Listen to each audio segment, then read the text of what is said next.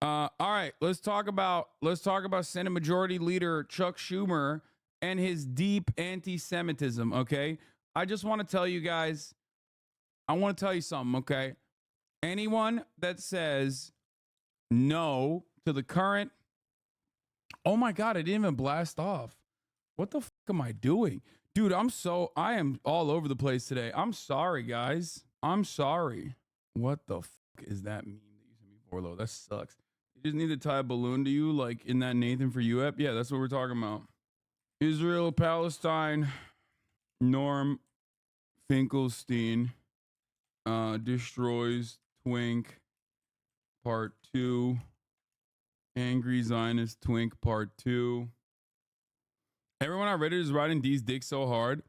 Bro, they have to. That's the only bastion. That's the only area that he has that where he can have a little bit of solace so that people don't watch the actual fucking debate that transpired and watch him get dog walked. I mean, he couldn't watch me watch his debate. He got too triggered. That's how you know that shit was fucked up. Okay. Norm Finkelstein destroys. Okay, I'm not going to call him a twink. I'm going to call him Norm Finkelstein destroys angry Zionist student, in parentheses, Wikipedia College, part 2. Okay, there you go. Chuck Schumer wants to coup Israel. I'm just having fun with it today. Fuck it, YOLO, why not? Mike Malak will be on later to talk about conspiracies on Twitter and more. It's Friday fun day. I don't think Austin would agree that D's a twink. Have some respect. Okay, I changed it. I don't I don't around with these designations. Okay, let me tell you something. Norm Finkelstein destroys angry Zionist student, Wikipedia College, part 2. Chuck Schumer wants to coup Israel. Mike Malak will be on later. Okay, there you go. Yeah, it's not Twink. I mean, he's literally 40 years old. So it's Twink death, if anything. And yes, you missed Mufasa. We're 46 minutes in, chatter. Here we go. We are blasting off, ladies and gentlemen. Unban request with Mike Woklak. Yeah, I like that. We can do unban requests together. It's time for Mr. Bonicelli to give back. Wikipedia deserves a large donation. If you go down like the 6th comment on YouTube, it's a timestamp. Every name Norm called Mr. Bonatello, Mr. Bonaparte. Highlights from the debate. Every time Mr. Finkelstein said his name, Mr. Borelli, Mr. Bonelli, Mr. Barelli, Mr. Bonnell, Mr. Borelli, Mr. Morelli, Mr. Bonnell, Mr. Bonnell, Mr. Burrell, Mr. Borelli, Mr. Borelli, Mr. Borelli, Mr. Borelli, Mr. Bonnell.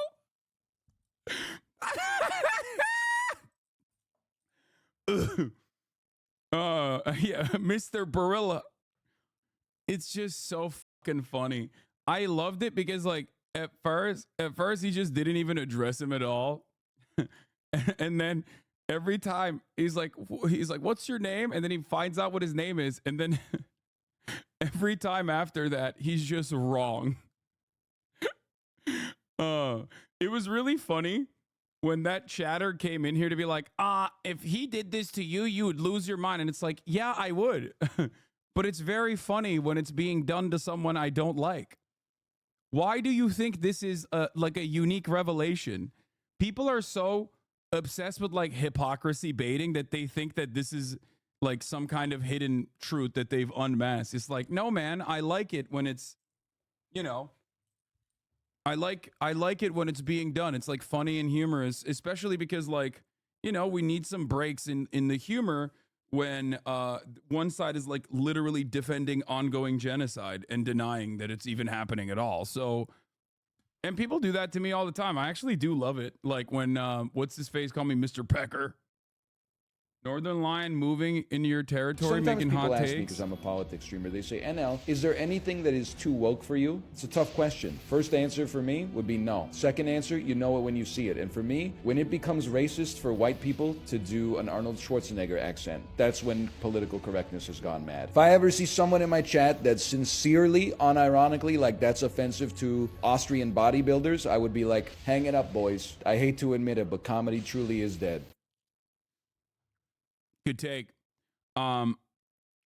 Good take, but like he also doesn't recognize that the real racism is anti-white racism. Le wokisme. Real racism is literally anti-white racism. So I don't know why he's fucking talking shit and acting like that's a bridge too far or something. Like, did you do leg day today? I did. Serious question. If Mr. Bergerelli came to you privately and declared his prior ways a mistake and apologized, plus showed actual change, what would your take be? I mean, I'd be very skeptical, but I'd be willing to concede. It's just I need to see change at that point. Yeah, Mr. Portobelli, if he went back on his ways, like, I mean, look, I think that everyone has the capacity to change, with the exception of people that like usually make money saying things in one direction. And of course there are examples of people who have changed, who have rehabilitated, and I defend them on the basis of that rehabilitation. It just it's entirely dependent on what they're doing. You know, why the fuck you start so early today? No, I'm not starting early. I'm starting at the right time. It's just right time for me. We have right time for me because we have daylight savings now. EU chatters don't understand. We're doing daylight savings. Anyway, I won't ask about Gaza, but I have an idea for your second channel. Okay, stop spamming. I saw that. You went live at 10:59, which was 1 minute early. That's true. Best tweet about the debate. I've seen it already, yes. Yeah, I've seen all the tweets. With all respect, I am curious if I am talking to some sort of ghoul or goblin. It's just, yeah. Mr. Bonarelli, you are a charlatan of the highest order. It's just not like, it's just, I've never seen something like that. I'm staunch supporter of Israel. Anyway, Senate Majority Leader Chuck Schumer calls on Israel to hold election to replace Prime Minister. He's saying regime change now, dude. Regime change in Israel now. By the way, I'm of course joking, but I will utilize this as an opportunity to explain how far the position has moved in this direction at this point. When you went from like people being like Hamas must be eliminated, Gaza must be nuked, it must be wiped out, you know, no red lines, to basically being like, actually, you know what? Everything is the responsibility of Netanyahu, who I guess is operating on his own. Netanyahu is not operating on his own. Every violent thing that he's done since October 7, he's been able to do because that's what keeps him in power. And that is a objectively very popular position amongst the Israeli Jewish population. Okay? Once again, as I always mention, the Israeli Jewish voting bloc is the Israeli designation as an ethno-state. It is not my designation. The Jewish Israeli voting population is, of course, very diverse, including millions of Arab Jews, but the Israeli state has a two-tiered structure in the way that they look at the demographics and say you're either Jewish or you're a Palestinian citizen of Israel. Rather, sorry, they call it Arab. Anyway. Is now criticizing its leadership's approach to the war with Hamas. In a wide-ranging speech yesterday, Senate Majority Leader Chuck Schumer denounced Hamas for its attacks on October 7th, but he also had a stark warning about the conduct of Prime Minister Benjamin Netanyahu and called on Israel to hold a new election. Chris Livesay is in East Jerusalem with Israel's response. Chris, the senator did not hold back yesterday. Good morning to you. I mean, they knew that they were going to. We knew that they were going to do this. They already did this when Benny Gantz was invited to the fucking White House, man. Come on. Also, Benny Gantz is a war criminal himself. It took him 5 months and 30,000+ dead people to even arrive at like the consensus position on liberal Zionism, which is literally the best position for Western propaganda for the maintenance and continuation of the Israeli apartheid state. It took him 5 months to get to liberal Zionism again. That's crazy. Okay? It goes to show how horny the American politicians are as well, side by side, bear hugging Benjamin Netanyahu in the way that Joe Biden did, only for Ben to turn around and make Joe Biden look like a bitch every step of the way. Joseph Robinette Byron got literally ass blasted by Benjamin Netanyahu, got cucked every step of the way, and still is getting cucked every step of the way. It took petty grievances, not murder, not genocide, simply petty grievances from Benjamin Netanyahu to reach Joe Byron's ears for them to even like reposition towards liberal Zionism. Crazy. Good morning, Gail. Yeah, the reaction from Netanyahu's party has been fierce, demanding Chuck Schumer, quote, refrain from undermining the Israeli government. The Senate Majority Leader also went after Hamas. It's so crazy. Like, bro. Chuck Schumer, Amy Schumer's like uncle, okay, not a joke, for those of you who don't know, is one of the biggest dick riders of Israel. Okay? Cousin, not uncle, sorry. Chuck Schumer is Amy Schumer's cousin, not uncle. Chuck Schumer is so consistently a major dick rider for Israel. The fact that he's the one saying this is important. Okay? Now, let me explain something to you, though. Having said that, okay? Who the f are you, Israel? Who the f do you think you are, bitch? Talking like fucking Sephiroth. Talking like a goddamn anime villain. Oh, I think Chuck Schumer should stand back and do not involve yourself in matters that do not involve you. It's like, bro, what do you mean? What do you mean? What do you mean? We are giving you billions of fucking dollars every year. Suck my dick matters that don't involve you. The most entitled fascists out there. It's not just the fascism. Obviously, the fascism fucking bothers me, but the arrogance, the entitlement that you see from the Israeli government in the way that they speak about like the American Democratic Party that is so utterly cucked.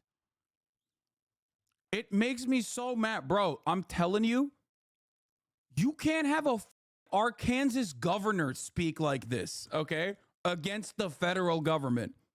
And basically, Israel is a protectorate, or rather a state. It's oblast. It is basically like California. So like, you can't even have governors behave this way to this degree. Do you think Chuck Schumer has news of something moving in the White House? No, dude. They are recognizing that Israel is becoming increasingly more isolated in the Western world in the eyes of the population. The Western world cares about a theoretical democracy. The Western world loves talking about liberal democracy and how important that is to us. And when you got like 80% of people being like, bro, stop doing genocide. What the hell are you doing? You have to at least like try to reshape public sentiment by being like, oh, we're trying really hard. That's it. That's precisely what's going on. Hey, Majority Report, thank you for the raid. Hope you had a good stream. Oh my God, Sam Cedar, what a nightmare. Israel has more rights to the U.S. than Puerto Rico. This is true. They do. Israel does get better treatment than Puerto Rico in terms of being like a U.S. territory. Anyway, it is so frustrating. What is this? Glenn Greenwald with a tweet about the debate that made me laugh. I don't have any personal animosity towards Destiny. Like I said, he built his own platform, has a certain kind of charisma that makes people watch and seems to understand things, but I've never seen a bigger gap between someone's self-belief and their actual knowledge. I respect the building of one's own large online platform without relying on media corporations, but the fact that so many believe a person this shallow, with knowledge this superficial, with a perspective this banal, is some masterful debater and thinker is just embarrassing. Yeah, Glenn can sometimes get a fucking rare W, even though he was like debating alongside Alex Jones. It's not just Dunning-Kruger, guys. It's also confidence. It's confidence for a mid-ass white boy, okay? That's what it is. Lord forgive me, but I'm about to bust. Mid-ass white boys love hyping up other mid-ass white boys that look like them, that are, you know, very confident in their mid-ass white boy behavior. That's it. Glenn got shown up in that one, though, so he's been mad. I'm sure. I mean, if he was defending fucking January 6th alongside Alex Jones, like, yeah, of course he got fucking showed up. Like, defending January 6ers and alongside Alex Jones is no different than defending fucking the position of Israel and being like, it's not a genocide, but we know what's a real genocide, what Hamas is doing every day. It's like, come on, dude. You are so far removed from reality at that point. You're literally going, do not believe your lying eyes. Do not see the dead children in front of you. Do not look at them. That's actually a doll. They made that up. It is fucking ridiculous. Bro's comment by Glenn about his fans. What is this? Anyone can claim who won or lost, but here's a community of people of the moderator whose views on almost everything align with Destiny, and the consensus in the comments could not be clearer, and my audience doesn't search my name on YouTube to defend me. What? I don't know what this is, but did you watch the whole debate or just these short clips? I sure hope you watch. If not for Destiny, then for Benny. Alex Jones, a more coherent debater than Morelli. At least he was right about the frogs. Come on, man. Alex Jones is like a charismatic figure, but that's all it is. You know what I mean? He's like an entertaining, charismatic figure, but he's also a charlatan and a grifter at the same time, and has like poisoned the minds of so many goddamn people. Like that's ridiculous. I think he's calling these fans world champion dick riders. They are. They are. And they are very desperately trying to like always cook up a narrative. But I don't think they realize that like the more Destiny is prominently featured in situations like this, where he's like in front of a larger platform, the more people see his shit. And the more people that go to his fucking channel and watch his clips, the more they go, what the fuck is this nonsense? So I don't think they understand that like that kind of like dick riding, especially on an issue that is so like glaring, so obvious, especially when a knowledge gap is so massive. It's actually so disrespectful of Norm to keep getting his name wrong on purpose. There is no fucking way you're actually this bummed about this. Jinxie talked about you on the Nelk podcast. With streaming, No, bro. No. Oh my God. No. What is this fucking meta, dog? No. I have a fucking legion of dedicated psychos. That's it. Why do you watch this? Bradley, you fucking ape. Why don't you just like give me a call or text me? Instead of being like, oh, I can't believe it. Verbatim my point. My point is you don't have to be on in my job. When I was a fucking salesperson, I wasn't always sucking client cock in the way that I have to constantly be on in social when I'm streaming. What the fuck's going on? Dude, hey, listen, game changer, okay? Now that I'm a fucking Zinfidel, now that I'm a motherfucking Zinfidel, these boys recognize. I'm telling you, dude. I'm glad that they are saying that. I'm glad that they're like basically recognizing it. Bro, just accept that people don't like the way you word things like sometimes. Yeah, that's not it. I don't think. You can't complain because you're earning a lot more. Yeah, no, I think like a big part of that basically comes from that perspective, which is like, what the fuck are you talking about? You're the most well paid more than a dude who has no reason to fucking defend me in any meaningful capacity in front of an audience, with the exception of Bradley, that would be relatively hostile, who's just so fucking big on his own that he's like, I don't give a shit. I don't have to fucking do the fuck Hassan ripcord. Okay? Straight up. He can just be honest about his perspective. Sometimes that will lead people astray. Sometimes that will cause them to be misguided. But it is so obvious that because he is, one, relatively emotionally mature for being like 20 fucking years old and screaming into a camera all day, every day. And two, very much like Mr. Beast style, obsessed with streaming, I would say. Compare him to fucking Aiden Ross and you will understand the difference. Like, one guy is like desperately trying to legitimately cause chaos and farm drama by saying unhinged shit. Bradley literally thinks I'm doing that. I'm not trying to do that at all. I am a fucking adult. I am trying to have normal conversations with my audience, and it's getting clipped out of context and being blasted into smithereens because of how fucking insanely and intensely right-wing Twitter is. Anyway, he could have very clearly thrown me under the bus, as like anyone given the opportunity would have 100% done. And he's like, no, I don't think you guys get it. Why? Because he gets it. He understands it as not even as someone who is like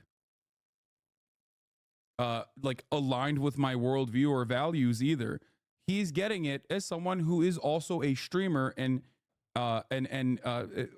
someone who is like talking about his own personal experiences. Like, can't do that on stream. His audience doesn't know who you are. Genuinely, it's kind of funny. No, it's awesome. Yeah, because they're all like young kids. Because he does 4 hours, so they're saying it's a half day. I mean, I joke about that too. That's like streaming culture jokes, to be like, oh, it's a half day, bro, half day.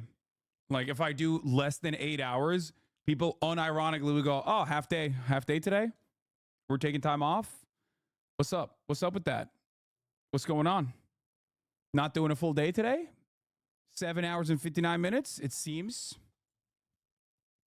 Do you see this? Do you know what that is? That's the clock. Get back to fucking work. Yeah, we need a doctor's note. It's so funny because, like, in many ways, people literally do time off tasks for me. Like, I'm a fucking, I guess in that way, I'm an Amazon driver. Chat acting on behalf of Jeff Bezos the time your piss breaks. Yeah. If you have time to lean, you have time to clean. Yep. It's so funny because I'm literally talking to Amazon delivery drivers, the Teamsters, right now. And like, we're talking about like trying to incorporate the piss bottles somehow into like the stream thing that we're going to do together. So anyway. Just saw your story. You're fucking skinny. Hell yeah, dude.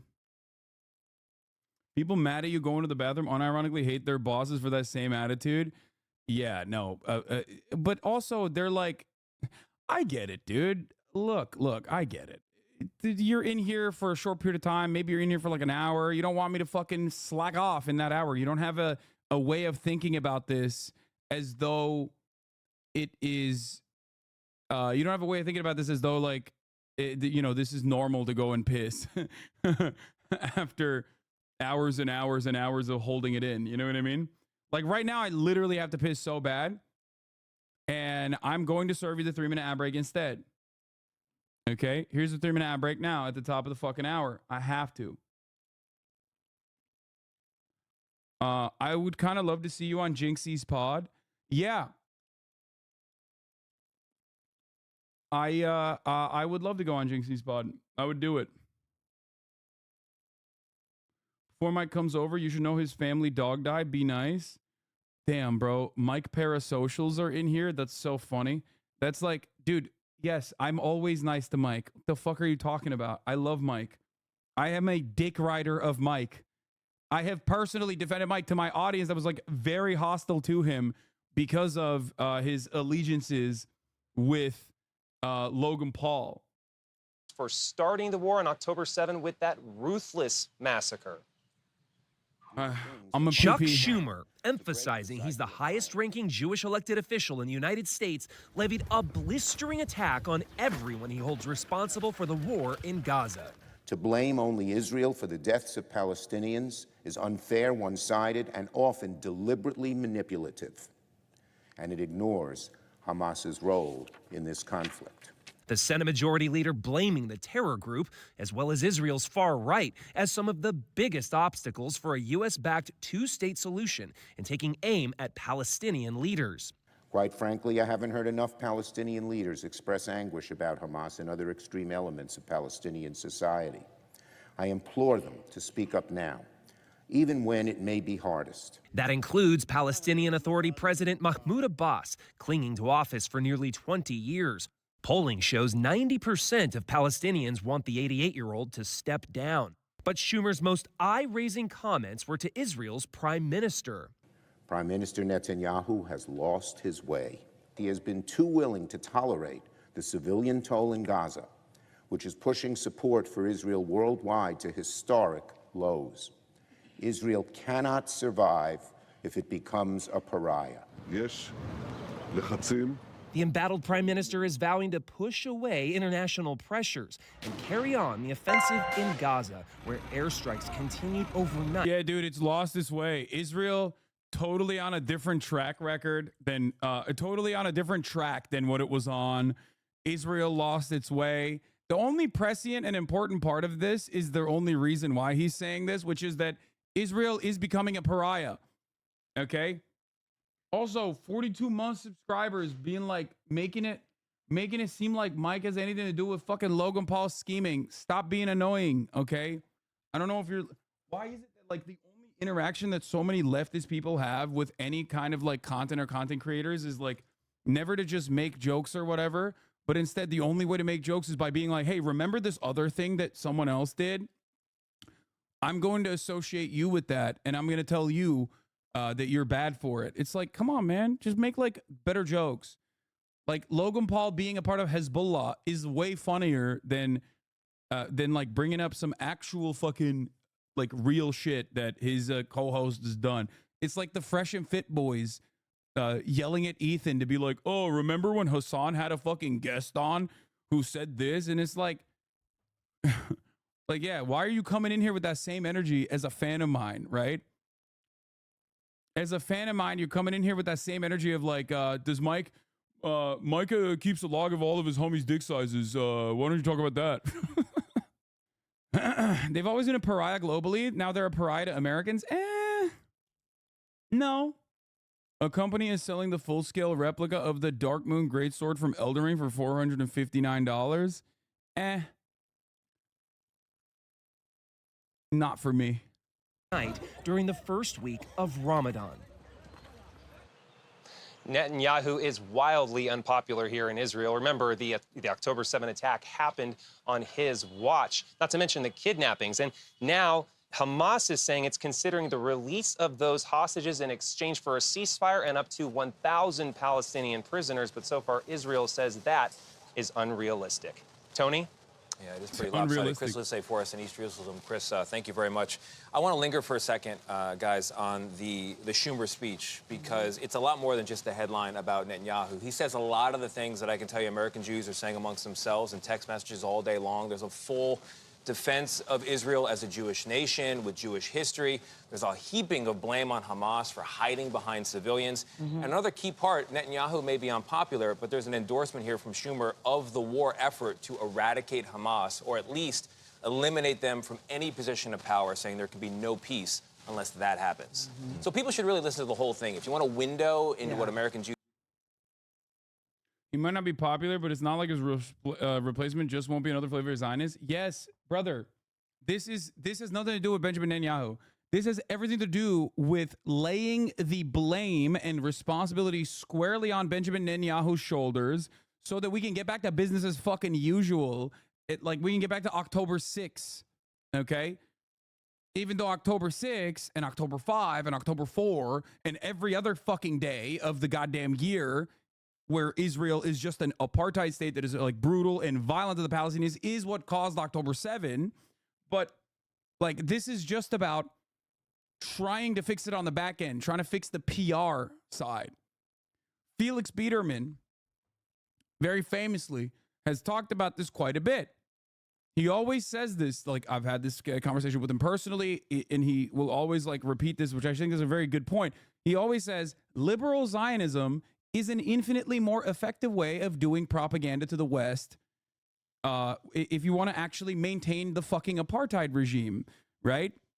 Liberal Zionists hate, like, the settlers, for example. They hate the settlers. They're always like, oh, these fucking dumbass settlers. They're all, like, religious. They're all fucking weirdos. They are all just, like, they behave. They look like they're Amish, and they're fucking living, like, Amish-style lifestyles. Like, this is a lot of people will openly shit on settlers in Israel. They think they're fucking freeloaders, right? Like, there are many different ways that people talk about how the settlers in the West Bank are fucking gross. Because they are. They're religious nut jobs, and they are fucking gross, right? But the pragmatic reason for why liberal Zionists hate settlers that they try to describe to the rest of the Israeli society, okay, is, hey, dumbass, people in the Western world see these fucking freaks and they go, what the fuck is Israel doing? Do you understand? The optics of settlers and settlements As a life is awful. Just like the optics of 30,000 dead women and children is untenable. It's awful. But Israel and Israeli society post-October 7 kicked its fascism into high gear and literally cannot comprehend this. They do not see it. That's why poll after poll shows the Jewish demographic of Israel supporting further bombing Gaza or bombing Gaza, you know, in the same exact pacing that has led to 30,000 fucking dead Palestinians. They are not thinking about this beyond bloodlust at this point. They're not thinking about the PR side of this. They're not thinking about the potential inevitable consequences of this with respect to the Western world consistently offering unconditional support to Israel as it maintains its apartheid regime. Bro, chill, lol. I don't think there's anything like, I don't know. Have I said anything that comes across as aggressive? Maybe.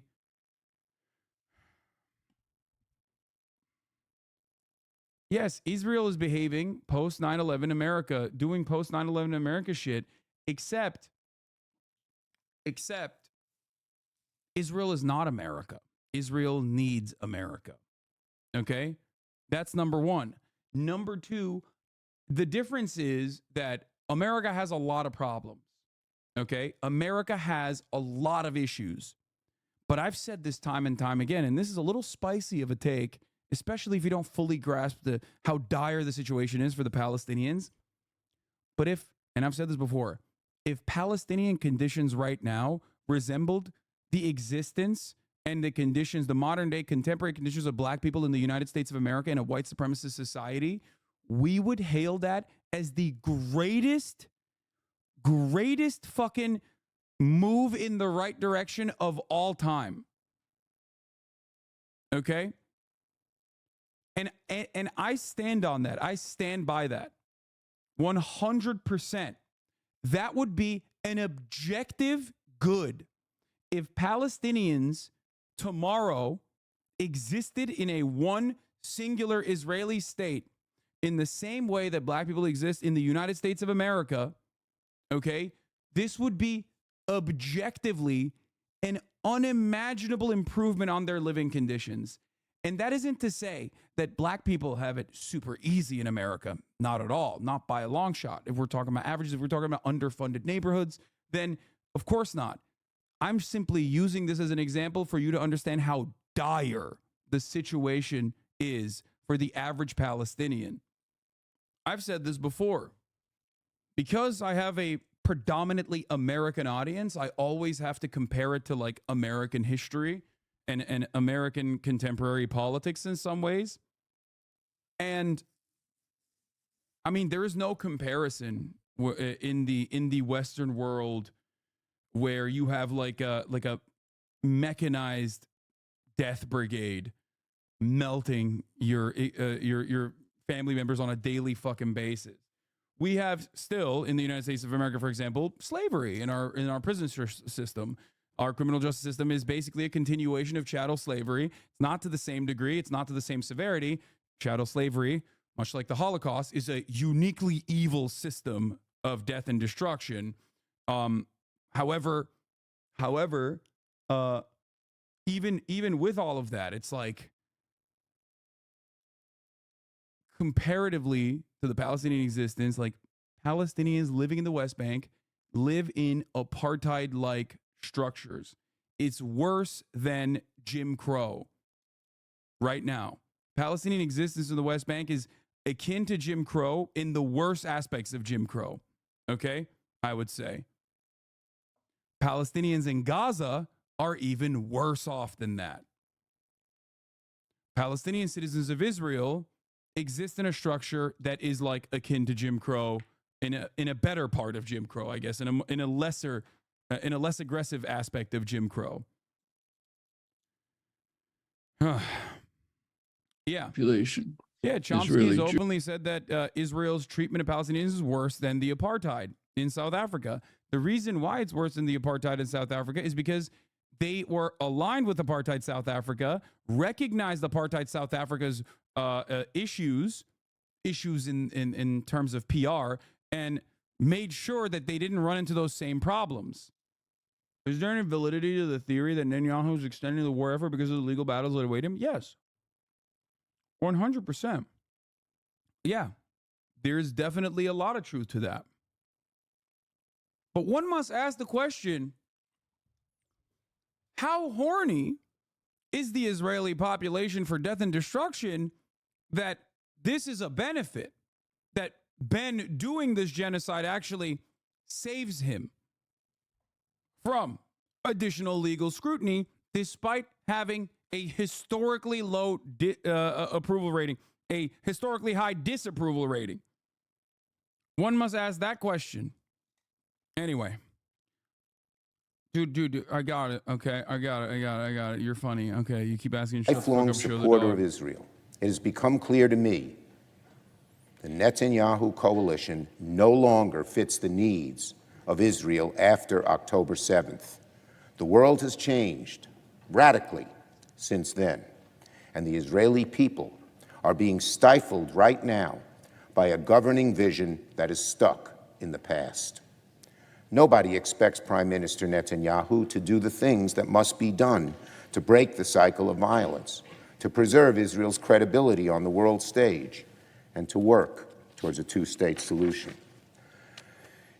If he were to disavow Ministers Smotrich and Ben-Gvir and kick them out of his governing coalition, that would be a real meaningful step forward.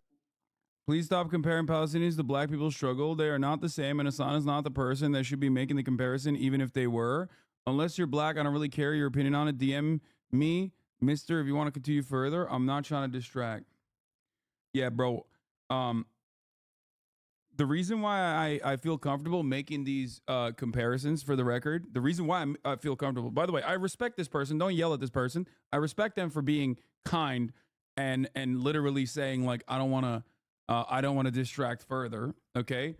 Don't immediately be fucking annoying. This person, I think, is not like a bad guy or a debate pervert or a fucking weirdo. I think this is a person who I just simply have a disagreement on this issue with.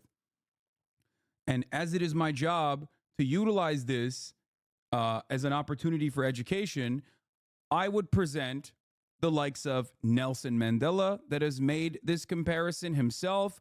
I would utilize the sentiments expressed by Malcolm X on the Palestinian struggle. I would utilize the historical, and maybe, and I'm going to be very, I'm gonna be very nice here. First of all, kind. He's saying that you can't have an opinion on a subject because of a specific color of skin. Yeah, that's just rad lib bullshit.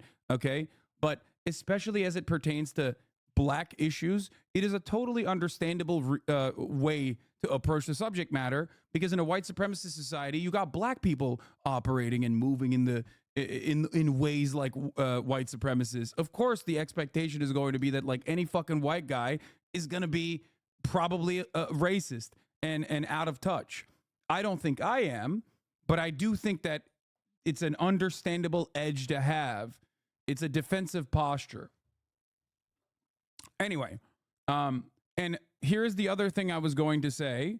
I don't think this person is maybe familiar with more radical black activists and organizers and what they have done personally, including but not limited to working alongside the PFLP and DFLP, like quite literally seeing armed resistance against a white supremacist state as a dual struggle with the Palestinian oppression and the Palestinian armed resistance against the Israeli state. So, yeah, I think that's probably the reason why this comparison comes across like it's just like a ridiculous one or something. It is in no way to minimize the oppression and cruelty that black people have experienced. I just don't think you can probably handle it with the sensitivity that needs it to be handled. Bring on a black speaker and let them make the case. Yeah, okay. I took the time out and I tried to explain to you what the historical comparisons are. If you're still fucking running this line, it's like, all right, dude, man, come on. Like, be a little bit more charitable, okay? I appreciate you, Hassan. Like, yeah, okay, well, if you appreciate me, be a little bit more charitable, okay? Come on. I would say this is something that I'm fairly well read on. And as it pertains to black issues, like, it's definitely something that I am trying to be as careful as possible when talking about. I'm not even hitting you with the, oh, dude, white people can't speak on black issues. Like, what the fuck? That's racist. Like, I'm not doing any of that dumb shit. I totally get it. I get why people have this kind of fear. Anyway. Yeah, Mark Lamont Hill was just on. He makes more of these distinctions on his YouTube than Malcolm X. Forward. But regrettably, there's no reason to believe Prime Minister Netanyahu would do that. He won't disavow Ministers Smotrich and Ben-Gvir in their calls for Israelis to drive Palestinians out of Gaza and the West Bank. He won't commit to a military operation in Rafah that prioritizes protecting civilian life. He won't engage responsibly in discussions about a day-after plan for Gaza and a longer-term pathway to peace. Hamas and the Palestinians who support and tolerate their evil ways, radical right-wing Israelis in government and society, President Abbas, Prime Minister Netanyahu. These are the four obstacles to peace. And if we fail to overcome them, then Israel and the West Bank and Gaza will be trapped in the same violent state of affairs they've experienced for the last 75 years. These obstacles are not the same in their culpability for the present state of affairs, but arguing over which is the worst stymies our ability to achieve peace. Given the complexity and gravity of this undertaking, many different groups have a responsibility to see it through. The Palestinian people must reject Hamas and the extremism in their midst. They know better than anybody how Hamas has used them as pawns, how Hamas has tortured and punished Palestinians who seek peace. Quite frankly, I haven't heard enough Palestinian leaders express anguish about Hamas and other extreme elements of Palestine. Yeah, I wonder why, dude. Yeah, that's crazy. Yeah, I can't hear enough movement from the Palestinian crowd against Hamas. Yeah, dumbass. It's because Hamas isn't doing the fucking genocide. It's Israel. As a matter of fact, Hamas is the people protecting them. Hamas is the only entity that is successfully making the occupation costly. That's it. Ain't nobody else is doing that. And that's precisely why their popularity has increased. It is ridiculous to be like, wow, these genocidal, these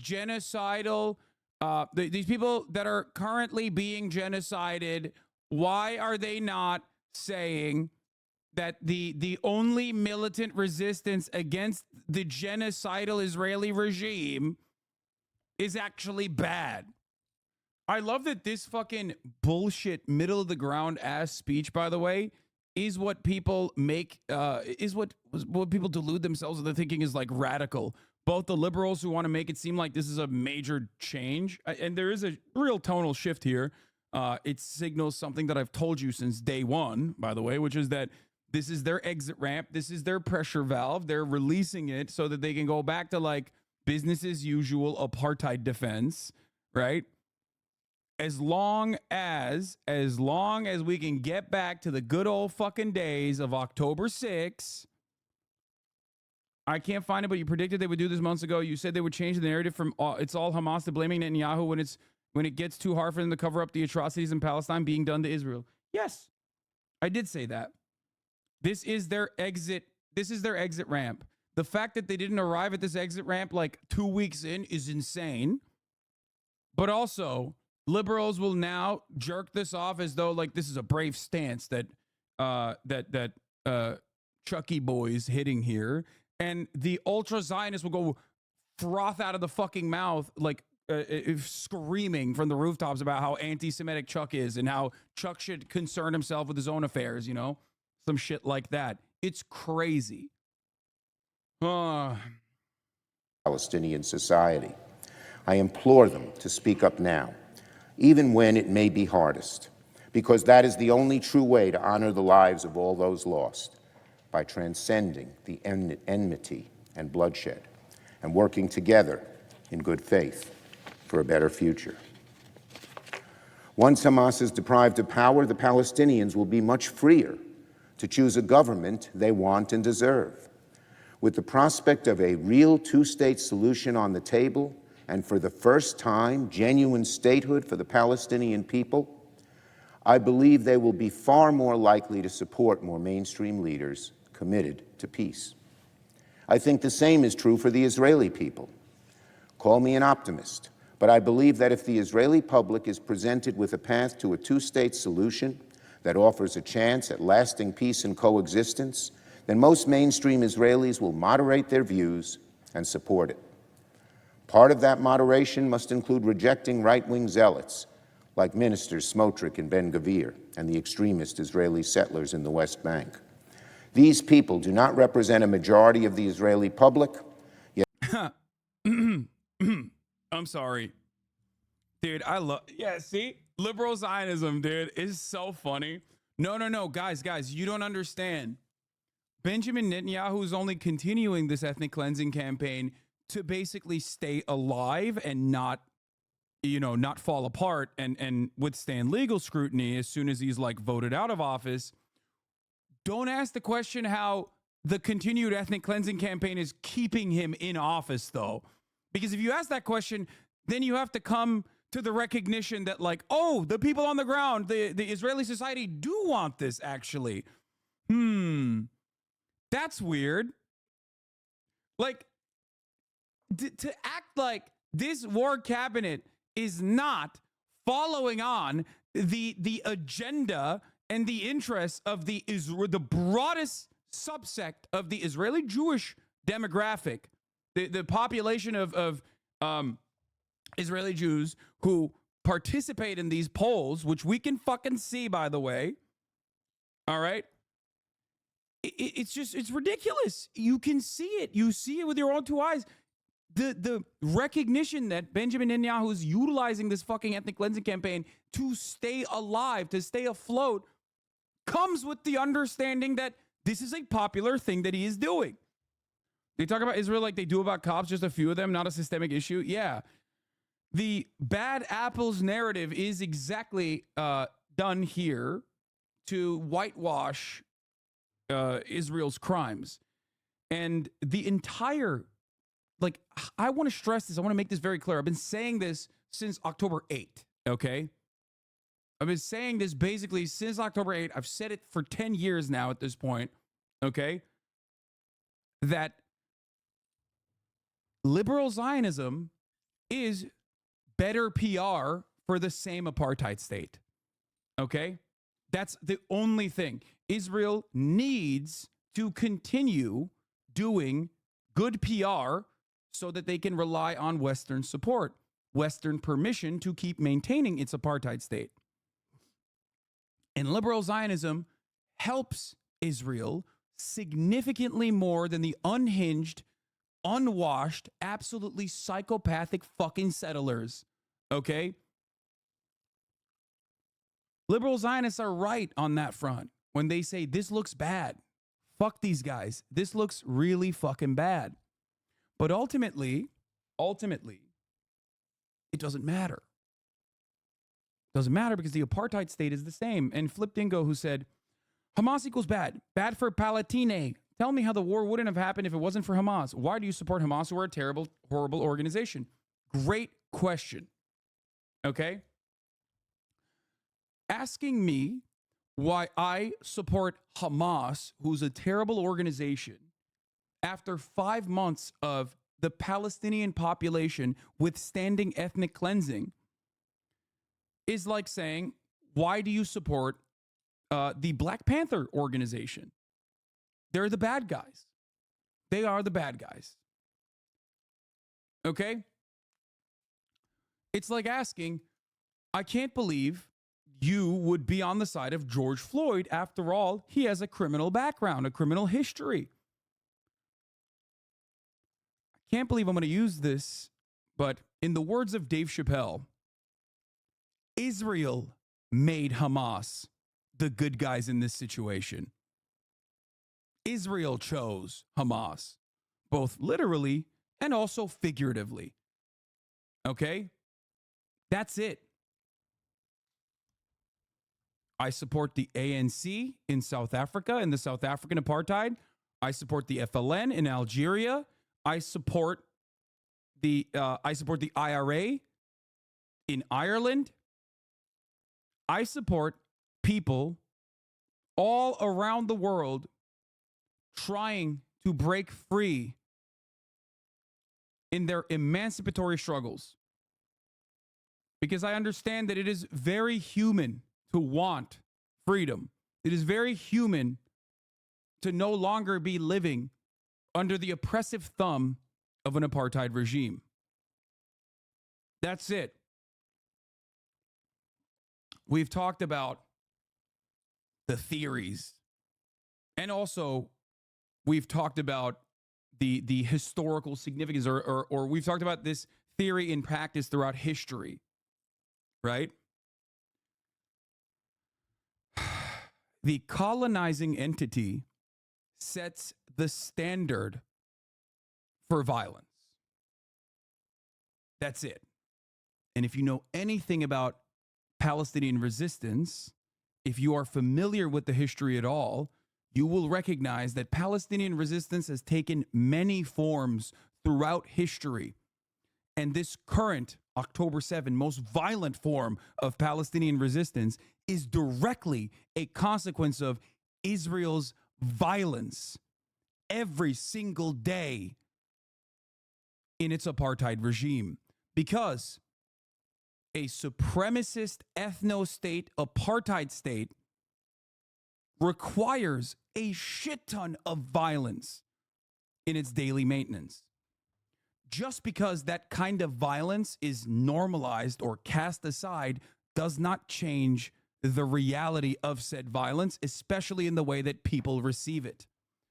So consistently crying about terrorism as an act of resistance is not going to work when even the most reactionary people have to reckon with 25,000 dead women and children. Israel has killed more than 25,000 women and children. No matter who we are talking to, no matter how hog-like they might be, when you look at the past 5 months and Israel's actions in the past 5 months, damn near every person that looks at that from the outside who is not incredibly invested in the Zionist project is going to look at that and say, it's a bit much for me. That's the least you can expect from people.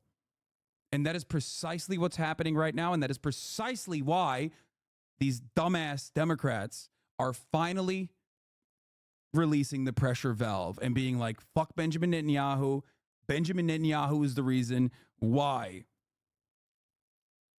Benjamin Netanyahu is the reason why this is happening. It is a lie. Benjamin Netanyahu is simply acting out on the desires of the broadest subsects of the Israeli population.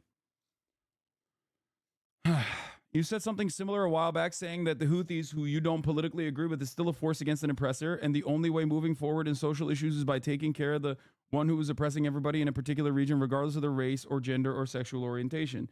Yes. You are more familiar with the history here than I. Has a Senate party leader or U.S. president ever called for the ouster of an Israeli PM before? Secretly, Bill Clinton has. Very famously, actually. I don't know if he openly called for it, but I know that they were doing that for sure. HW, I think, as well. HW openly campaigned. That too. Netanyahu in 2001 saying their plan they've executed for the past 6 months. Yeah, I mean here. This is we've. No, it's not only 2% of Israelis that believe they've gone too far. It's 2% of Israeli Jews that believe they've gone too far. And that is the 2% of Israeli Jews that are Israeli leftists. Because there's a 20% in the Israeli society that are designated as Arabs by the Israeli authorities. And they are, of course, Palestinian citizens of Israel, the Arab Muslims and the Arab Christians that are always going to be saying this is too far. What the fuck? Isn't that what Chuck Schumer is saying? He's calling those people to reject right-wing Zionist ideologies. Chuck Schumer is presenting the situation. I'll give you an American example. Chuck Schumer is presenting a situation that is clear-cut, definitionally right in front of our eyes, as though it is actually more complicated than it actually is. The example I will use is this. The Democratic Party consistently says, we need a strong Republican Party. We need the old Republican Party, not this MAGA Republican Party. Why do I always yell at that? Why do I always yell when Nancy Pelosi comes out of the gate swinging for that shit? Because that's not real. You're just doing PR for the Republican Party. It's all you're doing.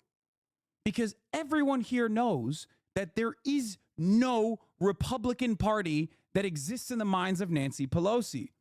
It is a pure fantasy. And that is a pure fantasy that the Republican Party should be presenting, not the Democratic Party. So this is exactly what Chuck Schumer is doing here, making it seem as though liberal Zionists and further right-wing Zionists are not completely aligned on the ethnic cleansing campaign in Gaza, when they objectively are, as far as the Israeli polling shows. Okay, that's number one. And number two, he's saying this with a secondary purpose, which is that as long as we can get back to like a Benny Gantz-led coalition, a war cabinet that Benny Gantz puts together, which, by the way, we don't even know if they have the votes to be able to do that, by the way, in the Knesset. Just make no mistake, Benjamin Netanyahu did not bring the Smotriches and the Ben-Gvirs to his cabinet on his own. He would have loved to have the majority on his own, but he couldn't. That's precisely why he went further and further right. So we don't know what that looks like right now. We do not know if there is a more liberal cabinet that they could put together. However, liberal Zionism and right-wing ultra-Zionism, ultra-nationalist Zionism is still two sides of the same fascist coin. Because liberal Zionism also wants to maintain an apartheid regime, or at the very least is not offended by the existence of an apartheid regime. And that's precisely the reason why on October 7, you saw liberal Zionists go incredibly right-wing at the tip of a fucking hat. That's it. So this is purely a PR point. A PR point that they should have arrived at months ago, by the way. The fact that it took them this long is insane. But just understand that this is just simply reframing the narrative and massaging Israel's genocidal actions by saying, oh, it's all the responsibility of Benjamin Netanyahu and the right-wing shitheads that he has in his cabinet. You will start hearing this more and more from the very same people that you heard from months ago talking about how Arabs are fucking dogs and bloodthirsty monsters and rapist barbarians, marauders that must be put to heel, must be destroyed. Now they'll turn around and they'll talk about like they didn't say all of those things, like they didn't fucking salivate at the prospect of denying food, denying aid, denying electricity, denying water to 2 million Palestinians that the defense minister Yoav Gallant called human animals. Look at J Street's posture after 10-7, basically indistinguishable. Yes, that's a great take. J Street is the liberal Zionist organization that is supposed to counter AIPAC. AIPAC is right-wing as fuck. AIPAC is insanely right-wing, like domestic policy-wise, AIPAC is very right-wing. J Street is supposed to be left-wing. It is not anti-Zionist, although there are people who are now anti-Zionist that used to work with J Street back in the day. Okay, it's a much better organization than AIPAC. After October 7, AIPAC came out and said any Democrat that does not stand with Israel unconditionally, we are going to go after. If you recall, that's what J Street said. J Street is supposed to be liberal as fuck. J Street is supposed to be a liberal. J Street is supposed to be a liberal institution. Yeah, Noah Colvin used to work there as well. And people immediately went back, like former J Street operatives and people that worked there, like went back and they fucking yelled at the leadership. And then they quickly changed their narrative, for the record. But it was very telling. It was very telling that even J Street, which is supposed to be the counter force to AIPAC, these are two different lobbying groups specifically designed to defend Israel. I used to also be in J Street law. Yeah, there are plenty of people who worked with J Street or were on J Street or were like funders of J Street that go from like liberal Zionism to anti-Zionism. It's like, but I would say that I think, you know, J Street is the perfect demonstration of like liberal Zionism with all of its limitations, ideological limitations, its limitations in, you know, or at least like its inconsistency between practice and theory. Certainly infinitely better than AIPAC, because AIPAC is like comic book villain shit, right? AIPAC is like responsible for 35 different states having like anti-boycott, divestment, and sanctions laws that are in direct violation of America's First Amendment. You know, all of these red states that love talking about freedom of speech when it comes to being able to say the N-word as a white guy, that literally have laws where if you want to be a public school teacher in the state of Texas, you got to fucking sign a thing that says you will never protest the state of Israel. The fuck are we doing? You know what I mean? AIPAC wrote that. AIPAC wrote that legislation. Anyway, having said that, it is important to understand J Street being the counterbalance, the liberal Zionist institution that is against AIPAC and AIPAC's like reactionary influence. Yes, join Jewish Voice for Peace. Very good. You're absolutely right.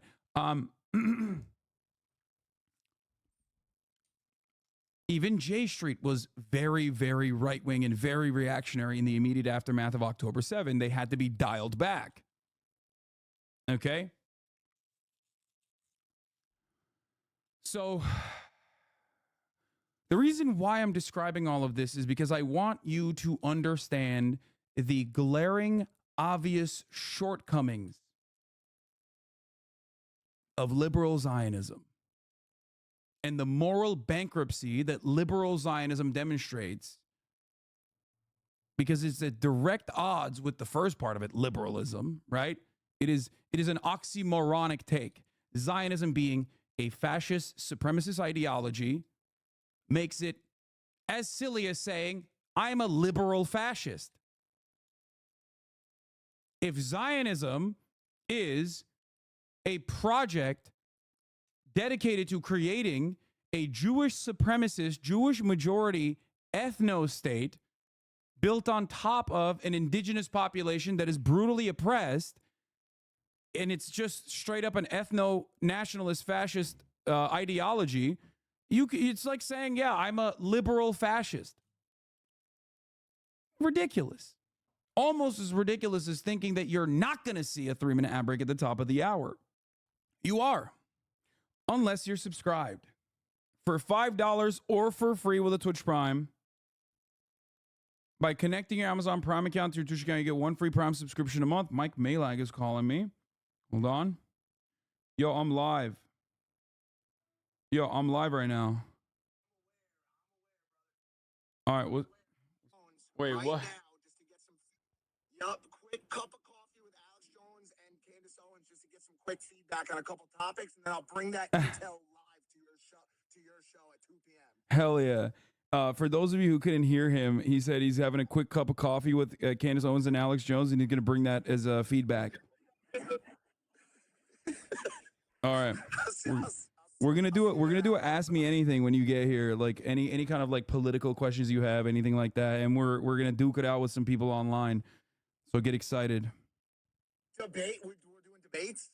I mean, not really, but you know, whatever you're comfortable with, we'll figure it out. All right. Hell yeah. All right. Bye. I love Mike, dude. He's the fucking man. Tell Clandis to come on. No, he's joking. He's not actually hanging out with Candace Owens and fucking Alex Jones.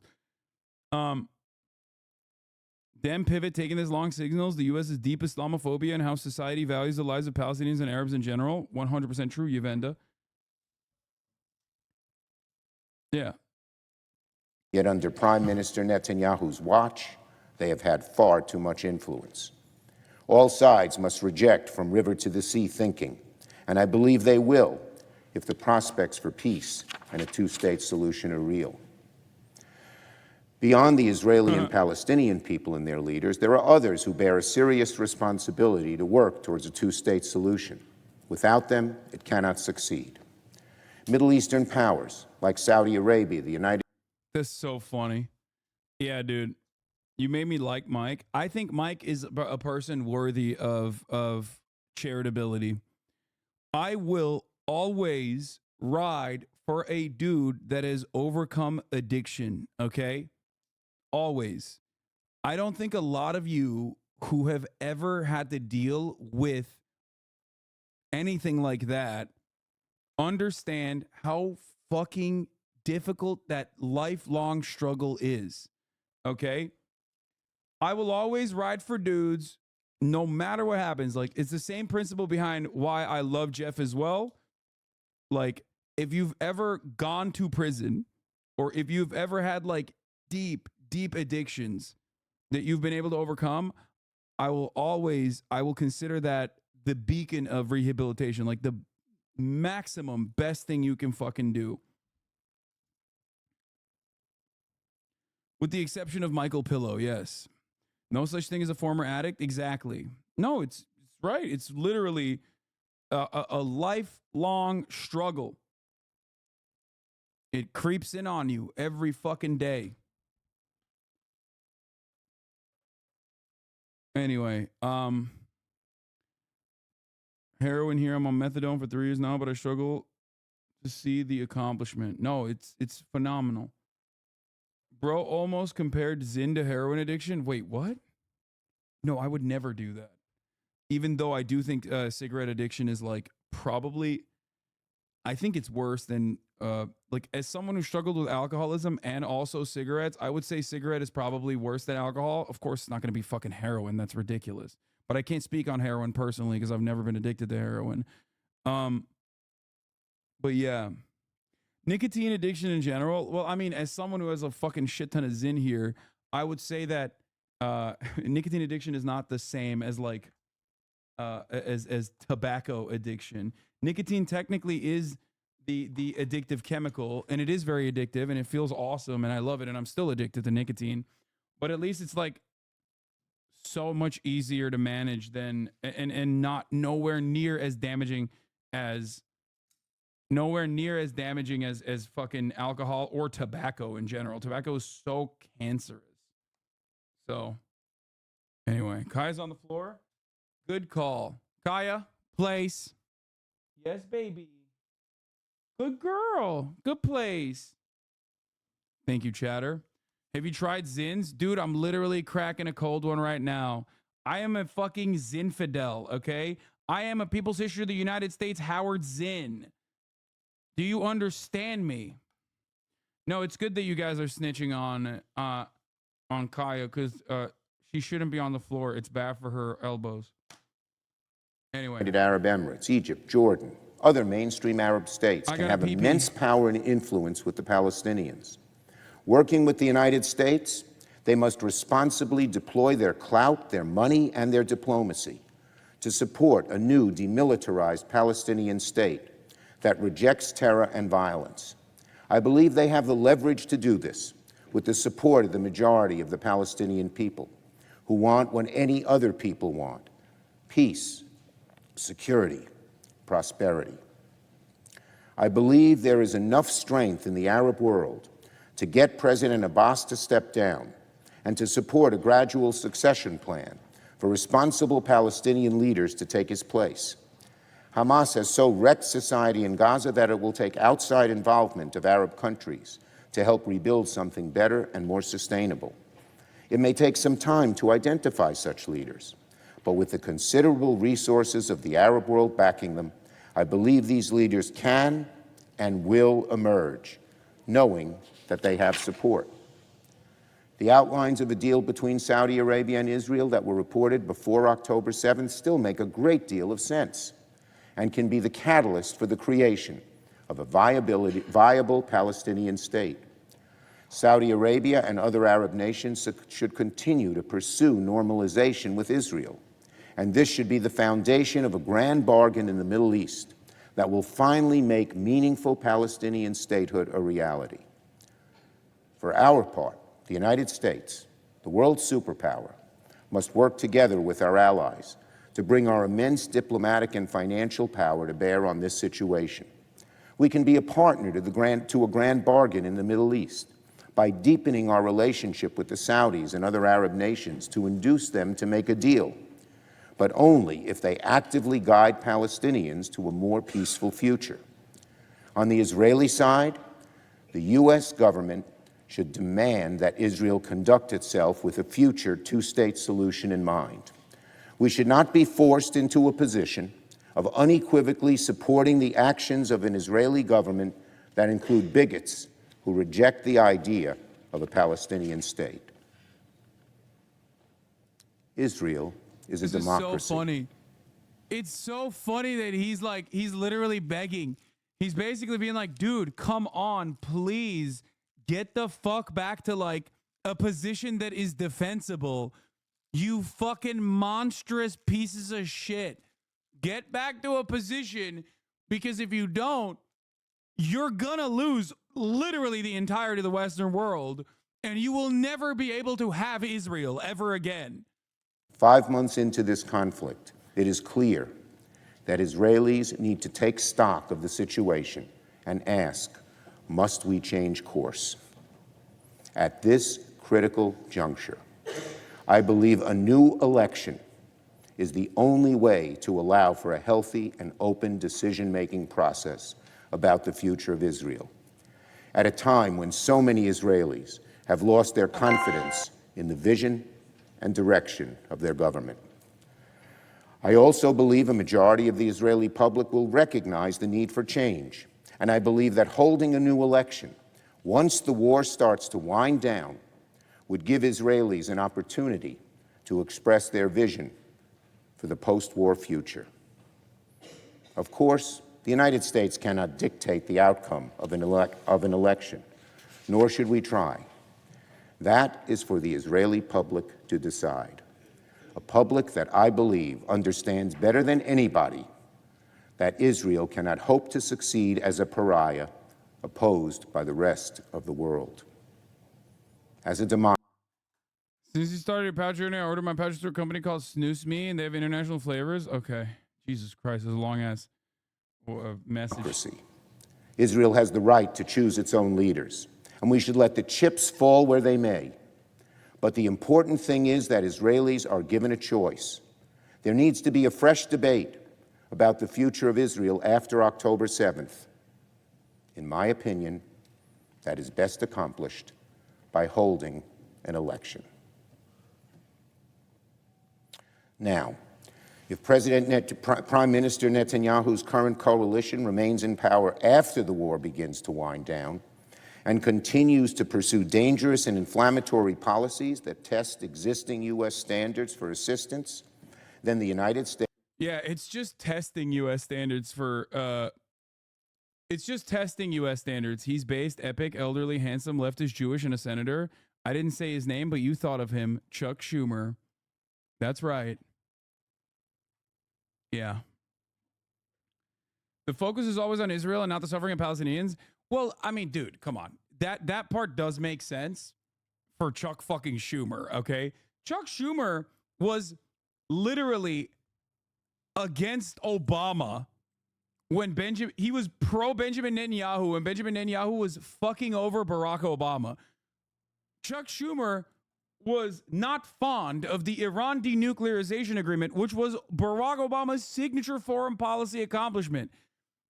Of course, he is going to take this approach and only talk about Israel, especially because, like, the reality of the matter is you can't dictate what the Palestinians do in terms of their own liberation, but you can dictate Israel, which is the side that we have been funding and facilitating. So, no, I'm in favor of talking about Israel and Israel only if we're talking about it in Congress. Okay? Because, like, the reality is, yeah, a picture with Schumer is literally AIPAC donor reward level. Wait, really? I don't know if you're... No shot. I don't think he will, like, openly align with AIPAC that aggressively, because AIPAC is, like, known in... It is? Oh my God, he's more right-wing than I thought. Okay, never mind. Like, more right-wing on the openly supporting AIPAC. AIPAC is known, by the way, make no mistake. Every single person knows. Every single person in the Hill knows that AIPAC is a right-wing, and by right-wing, I don't mean like fascist Israel, pro-Israel right-wing. I mean like domestic policy in the United States of America right-wing, okay? I'm talking defenders of the American Republican Party. Everyone knows this. It's not even like this is not like a controversial thing. AIPAC is obviously a foreign lobby for a foreign nation that does not have foreign lobby status. And it's controversial to say that Israel is a foreign lobby, even though it literally is. It's fucking ridiculous. AIPAC is a foreign lobby that is not regarded as a foreign lobby. Because the claim is, well, these are Americans who are, funding AIPAC and their interests. I mean, yeah, they will go. Of course, Democrats go to the AIPAC conference. That's not. Of course they do. Of course they go to the AIPAC conference. I didn't realize that. I did not realize that there's a difference between going to the AIPAC conference, every top Democrat has, versus AIPAC donor walls having like take a photo with Chuck Schumer as like a reward. Like I feel like that's a little bit more insane than speaking at the AIPAC conference, which every Democrat has. Anyway, this level of AIPAC infusion in our government is high-key terrifying. Oh, yeah, 100%. One argument I haven't heard you mention is that if the U.S. keeps this up and Palestine takes over or Israel fails to consume Gaza, it will forever be lost to America as a satellite state. Would you agree with this, or am I off base? No, that is something that I've brought up. Every single time I talk about like the differences within the State Department about like post October 7, there was a rift in the American State Department. There were people who were like permanent loyalists who were like, no, Israel has to do whatever the fuck it wants to, the Brandon camp. And then there were people who were more realistic and looking at this with a long-term solution in mind, or looking at the long-term consequences.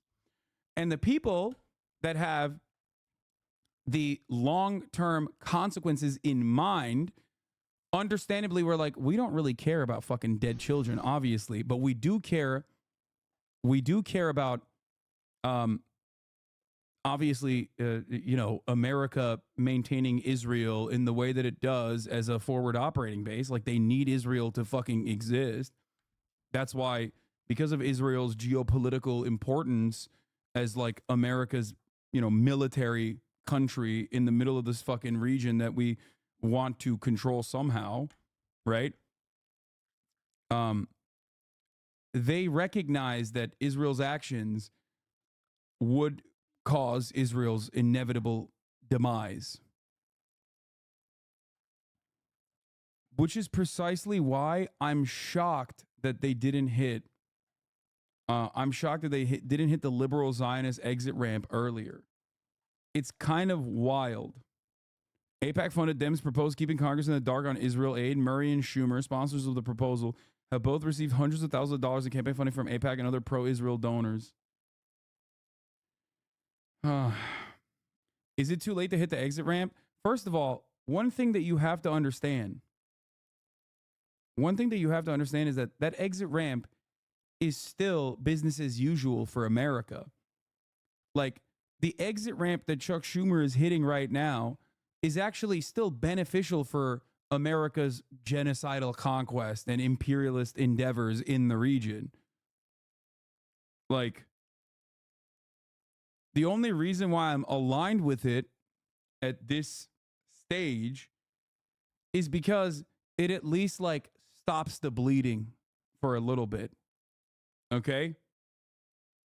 And I would rather do a ceasefire and stop the bleeding now than not stop the ceasefire and continue the bleeding until it's like until there's like 60,000 dead Palestinian women and children. You know what I mean? I don't want that. I want to stop the bloodshed. Bro, how the fuck is chat going after me for Trump won't be better than Biden? Because Trump is right now not in power. And I think bringing up, like this person saying, I hope Trump wins, he will save Palestine, is wrong. Yeah, he is. He can hear us. He will save us. Like, that person is wrong. This person is objectively wrong. Anyone that thinks that Trump would be better on Israel is completely oblivious to what Trump did that led to October 7. Either they're wrong or they're just memeing and you're taking them seriously. But consistently bringing up Trump to be like, oh yeah, he would be worse than Biden at a time when like Biden is the president and has almost complete power to greatly reduce Israel's atrocious actions is ridiculous. You're simply trying to resort back to the two-party duopoly structure to be like, well, Trump would be even worse. States will have no choice. Explain what Trump did to lead up to the October. Yes. Donald Trump permanently recognized annexed territory in Golan Heights, which is actually Syrian land that Israel is illegally occupying and annexing. Donald Trump moved the embassy in an incredibly controversial move to Jerusalem. He moved the U.S. embassy to Jerusalem also recognizing further illegal occupation in Jerusalem as a permanent as a permanent part of Israel. Okay. Obviously, before Donald Trump, America was doing horrifying things in Israel still, because Israel was still an apartheid state and was only maintaining that apartheid state with American weaponry. Barack Obama, who was critical of Israel and is seen as like the biggest Jew hater by the ultra Zionists, gave $38 billion in aid over the course of 10 fucking years to Israel in replenishing its Iron Dome capacity, on top of like many other lethal aid that we gave to Israel in that time frame. Okay. But last but not least, one of the worst aspects of what Donald Trump did, one of the worst aspects of Donald Trump's regime was the Abraham Accords. Every single Gulf state in that area is already a vassal state for the United States or a client state for the United States. But trying to normalize relations with Israel without demanding concessions from Israel as it pertains to the existence of Palestinians was objectively a horrible, horrible strategy. Benjamin Netanyahu, of course, continued along that strategy when he went to the United Nations and showed a map that did not even have Gaza, the Gaza Strip, in said map, when talking about the phenomenal foreign policy accomplishments of Israel. Only a week prior, I think, like literally a couple weeks before October 7, he went and did that. Writing out Palestinians from the equation as you are oppressing 5 million of them in both Gaza and also occupied territories in the West Bank illegally in your apartheid structure is unimaginable. Of course, these people are going to turn around and go, no, you can't do that, actually, without incurring a cost. That's what October 7's strategic goals were: making the occupation costly. Saying to everyone, no, we are still here, actually. You can't keep fucking killing us slowly and quietly and expect us to not do anything about it. That's it. So Donald Trump, in many ways, is directly responsible. The Trump administration is directly responsible for October 7 in the same ways that Netanyahu is directly responsible for October 7. Everything that has happened post-October 7, however, directly in the hands of Joseph Robinette Biden. I would go so far as to even say that not reverting back Trumpian policies on Israel leading up to October 7 also lays the responsibility in the hands of Joe Biden's administration as well.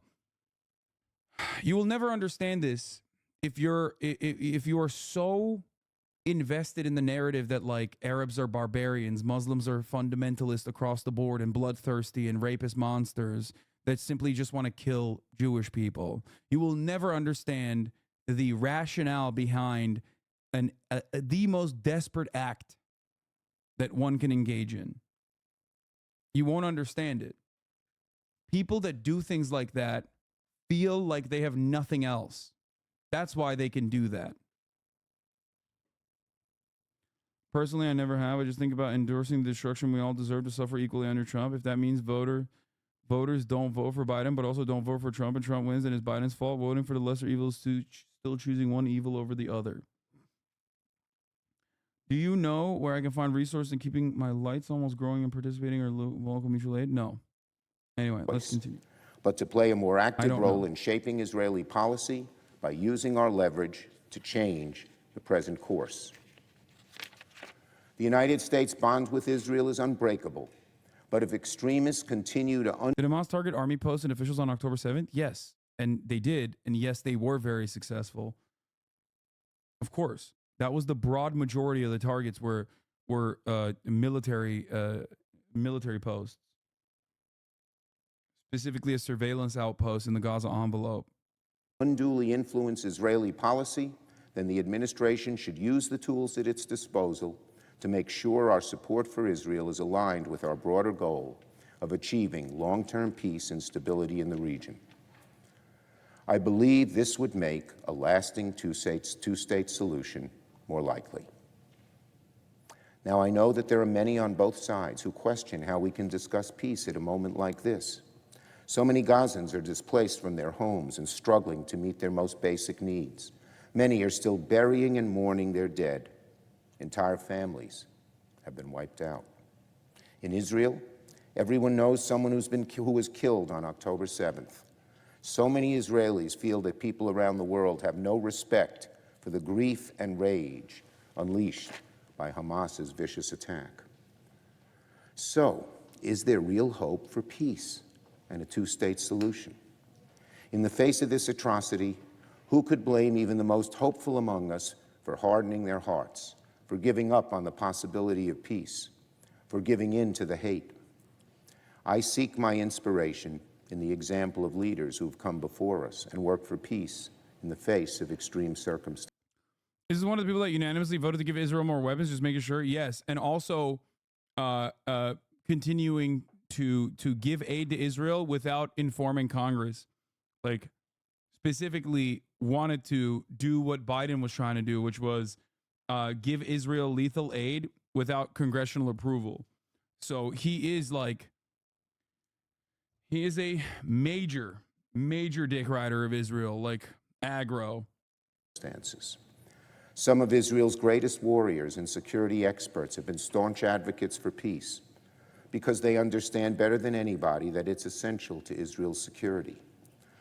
David Ben-Gurion, Yitzhak Rabin, Ehud Barak, all of them sought peace with the Palestinians. On the Palestinian side, we don't have to look very far back to see a model of responsible leadership, Salam Fayyad, the former prime minister of the Palestinian Authority, who was clear in his condemnation of violence against the Israelis. And for the Arab leaders of today, may they find inspiration in Anwar el-Sadat of Egypt and King Hussein of Jordan, who had the courage and vision to seek peace with Israel. Before October 7th, things were moving in the right direction. No, they weren't. It was, once again, October 6th report comes to mind, the Euromed report, stating, under no uncertain terms, by the way, very clearly, very fucking clearly, that 2023 was the deadliest year so far under the Israeli apartheid regime for Palestinian children. Israel had no interest in moving in the right direction. This is a defense of Donald Trump's foreign policy, for the record. If you are to say that Israel is moving in the right direction, you are basically defending Donald Trump's actions. It's ridiculous. All of the names he mentioned literally went to war and killed Palestinians. Ehud Barak literally personally led the attack on Beirut in the 80s. How are these people being mentioned as peacemakers? Because Ehud Barak, Jeffrey Epstein's bestie, by the way, just throwing that out there, famously pictured outside of Jeffrey Epstein's rape palace in New York in 2016. That Ehud Barak is seen as like a liberal Zionist moving in the right direction, trying to do peace. They are doing the lesser evil voting. It's kind of funny and I guess somewhat expected that of course the Democrats going to go on stage and do the lesser evil voting argument in an apartheid ethno state. Like, yeah. It should come as no surprise that the Democrats who love the lesser evil argument are doing that. The United Arab Emirates and Saudi Arabia both were on the path to normalization with Israel and with conditions that would greatly benefit the lives of the Palestinian people. Many believe that Iran motivated Hamas to disrupt this process. And indeed, there have been setbacks since October 7th. Yeah, there's almost 100,000 American passport holders that are currently illegally settling in the West Bank. If we cared about liberal Zionism, if we actually were honest about like our interest in liberal Zionism, or if liberal Zionism was honest about, trying to restrict some of the more bloodthirsty and very glaringly obvious religious zealotry-backed actions that the Israeli state openly defends and promotes, like settler expansion in the West Bank, we would literally take away their citizenship. We would jail them when they came back to the United States of America. We would do that. But recent talks between Arab and American leaders suggest the desire is stronger than ever now to find a path forward. Arab leaders cannot lose their stomachs for peace now at this critical inflection point. I really don't understand that many people believe Hamas is motivated by Iran. Yeah, that's a fucking bullshit narrative that goes against what their own State Department says, by the way. October 7 was not planned out with the Iranian government. The fact that the Iranian government did not move after October 7 when Palestinians were being fucking genocided and even Hezbollah openly left the Palestinians out to dry, other than taking pot shots on northern Israeli territory, is a direct result, is a direct example of this fundamental fact that that the American government and the Israeli government both acknowledged, alongside the Iranian leadership as well, saying that they had nothing to do with October 7. Obviously, they have a lot to do with October 7 in the sense that, like, they were training the Nukba, they were training, the Hamas special forces. They were, funding and giving arms to Palestinian resistance groups. That part is, that is a consistent thing that Iran has done. But October 7 as a military operation was directly conducted by the Palestinian resistance groups altogether, without Iranian intervention or without Iranian support, even beyond the regular support that the Iranian administrations have offered the Palestinians. They must continue to pursue the path to normalization with Israel, and the U.S. should use all of its power to influence and bring them to the table and make them cooperate constructively. If my speaking out today has any effect, it will probably have greater influence on the Israeli and Jewish side of things. But if this conflict is to be resolved, we need comparable Palestinian and Arab leaders to also speak responsibly to their people about the path forward to peace. Now is the time for courageous leadership. After Israelis and Palestinians have experienced so much horror and loss of life, to not have something meaningful come out of this war would be doubly tragic. History will look back on what we do here. Are we prepared together to have the courage to make an all-out push to bring about peace once and for all, to bring to this conflict what Dr. Martin Luther King Jr. called the fierce urgency of now, to end the cycles of tragedy and of pain? I have always said that when her... Dude, white boys love busting out MLK quotes. You know what I'm saying? They love busting out MLK quotes. Horrific things happen, some turn inwards and let their grief consume them, while others light... Classic. White moderates love busting out MLK quotes, but so do the racist ones as well. So, candle and turn their grief into it's power. Classic. They are able to see hope in the darkness. In Scripture, we read about how God created the world from an infinite void, that out of the greatest darkness can come the greatest light. I hope and pray that from the brutal slaying of Israelis by Hamas and the harrowing civilian toll in Gaza, that a two-state solution where Jews and Palestinians can live in peace will prevail. I know I'm not alone in this prayer. There are right now Palestinians in Gaza, some of whom are still pulling dead family members from the rubble, who are defying Hamas and their murderous ideology and calling for... For the record, let me just explain something. I'm fairly certain, I haven't looked at the latest polls on this, but I'm fairly certain that a Benny Gantz cabinet, a Benny Gantz war cabinet would be infinitely more popular than Benjamin Netanyahu's war cabinet. A Benny Gantz war cabinet that does not have Itamar Ben-Gvir, for example, would still most likely be more popular. So for people who are saying, oh, dude, watch them kick out Netanyahu only to have like Ben-Gvir lead the war cabinet. No, that is not what will happen. But you are also failing to recognize a fundamental fact here. Benny Gantz will be doing the same exact bullshit. That's the point. Like the aesthetic difference between Benny Gantz leading the war cabinet versus Benjamin Netanyahu is just an aesthetic difference. for the people of Gaza, they will experience the same. They will experience the exact same slaughter, just with liberal optics that will be easier to defend, I guess, because Benny Gantz would not be most likely openly contesting and openly shitting on Joe Biden every fucking day. After all, Benny Gantz himself is a war criminal. He ran against Netanyahu back in the day, a couple years prior. I covered it back then because, you know, this is an ongoing issue that I haven't stopped covering. Okay? By talking about his war crimes. Like openly. Here is, in 2021, Defense Minister Benny Gantz at the time telling the IDF, ICC war crimes ruling, a tool of our enemies, we will defend you.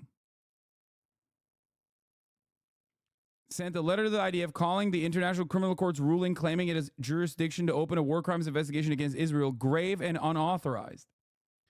Gantz asserted the decision is intended to serve as a tool for Israel's enemies and promised to shield troops from any repercussions. That was in 2021, just so you understand. For a pathway to peace. There are right now some families of the victims of October 7th in Israel who have been calling for peace, asking their government to transcend the cycle. Here's more. You want to know? You want to see Benny Gantz's ad? Gaza, August 2014, end of Operation Protective Edge. Here is that liberal Benny Gantz that the Democrats want to put into a position of power and replace Benjamin Netanyahu. Here's Benny Gantz's election campaign. This is an ad. Okay, Benny Gantz, 6,231 targets destroyed, parts of Gaza go back to the Stone Age. This was back in January 20th, 2019.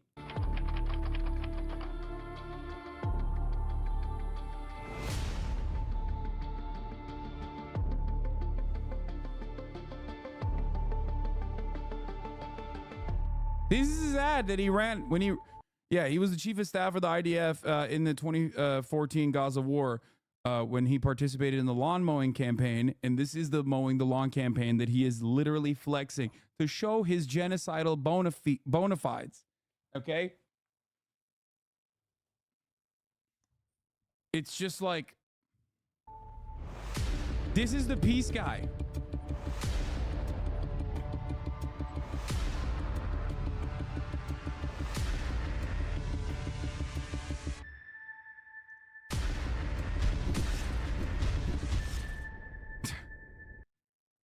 So, liberals, now that they are using the exit ramp, of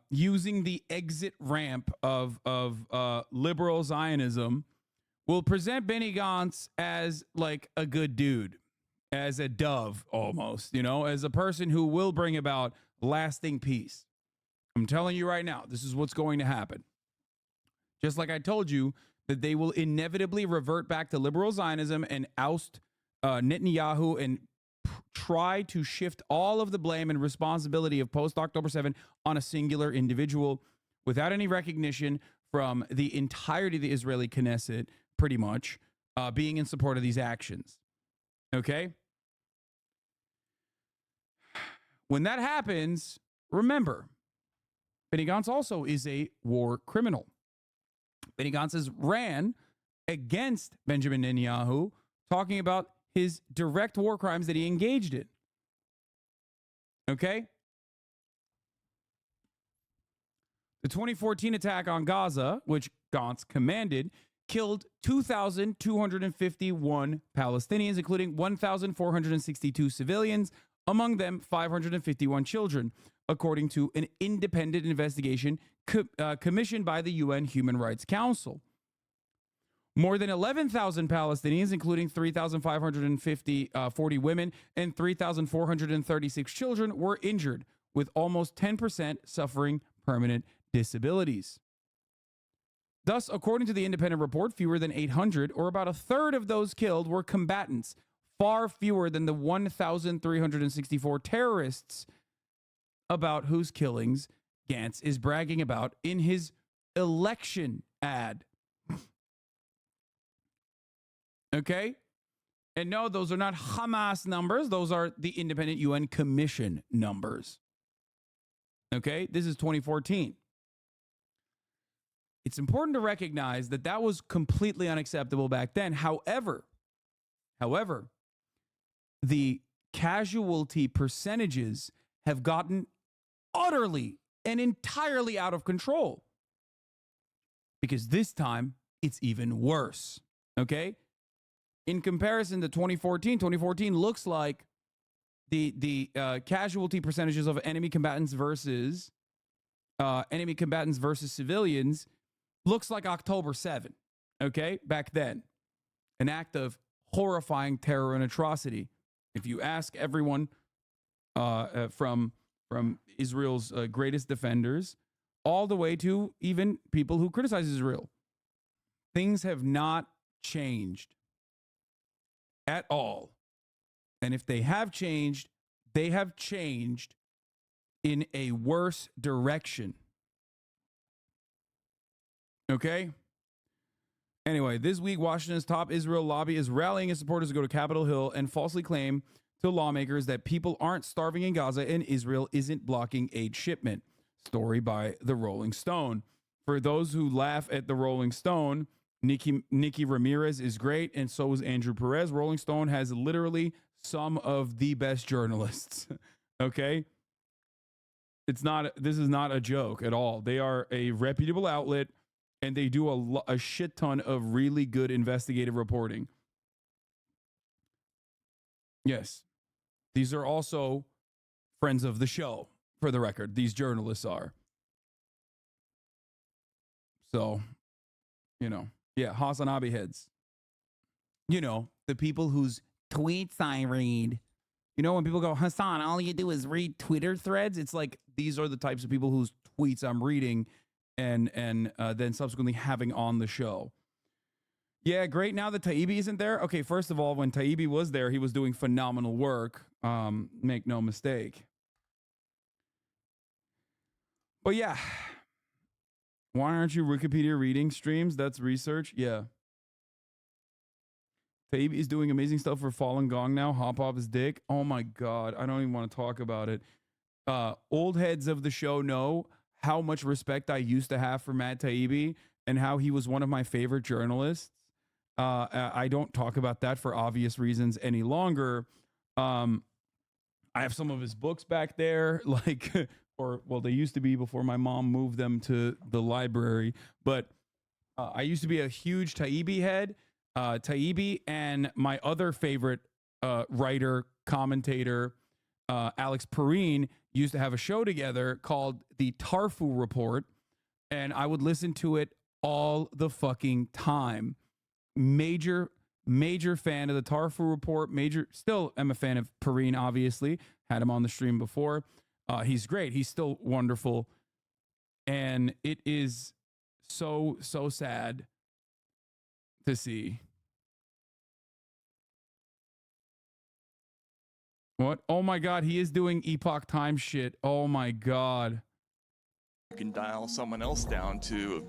You think that's bad? Glenn Greenwald was my gay role model hero growing up. Glenn Greenwald was my gay role model hero growing up as well. Is that the dude who dropped the Twitter files and Elon got mad at him because it wasn't shocking enough or some shit? Yes. What happened to Taibbi? Taibbi got scared of being Me Too'd and then went ahead of the narrative and went full tilt right wing. That's the easiest way to describe it. What did Glenn Greenwald pop off for? That's crazy, man. Glenn Greenwald's work literally directly led to Lula being freed. That was, even back then, he was already doing he was having a right-wing slant. But that's not even his most formative accomplishment. It's the Edward Snowden leaks that he reported on. That's so funny. I remember him when I was in middle school just getting into politics. everything you know about the NSA spying on American allies and spying, on America's allies and also Americans domestically, due to Glenn's amazing journalism, brave journalism. Glenn has done some really amazing journalism, which is why his pivot hurts so much more than compared to Mo's. I think for Glenn, his radicalization came at the heels of seeing like how annoying, if I'm going to be as charitable as I physically, possibly, humanly can. I would say that for him, his radicalization came when Donald Trump became president and he saw people like Jake Tapper being celebrated as heroes when he was like directly under pressure for his reporting by a fascist government, by a fucking fascist government under, Bolsonaro. And he was just like so fucking mad at liberals and also just wanted to be like cool, wanted to be perceived as cool. I think like it's the saddest way that he went out. You know what I mean? I think he wanted like the Red Scare girlies to think he's like a cool guy. And I think that like slowly but surely radicalized him. He's also always been like an annoying contrarian. Anyway, cancer patient stopped from leaving Gaza for treatment. Before we get to like more Gaza related news stories, I do want to wrap up this fucking what is this? My daily ginger shots and vitamins aren't enough. I must reach this level of wellness insanity. Bella can do no wrong.